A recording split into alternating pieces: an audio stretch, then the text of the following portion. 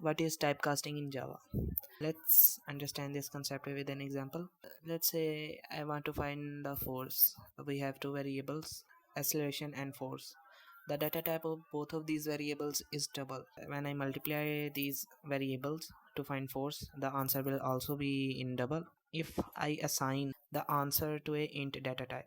If I try to do that, IDE will give me an error.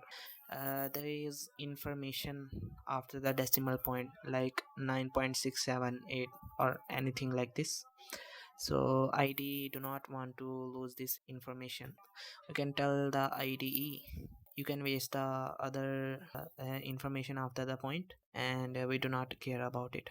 This is called narrow casting. So how you can do it is writing an int within curly braces with the assigning value. And what if I want to store an int into a float value? So this will not give any error because there is no loss of information. Instead there is an addition of random information. I mean, after the point there is zero, so IDE will do it automatically, and this is called white costing.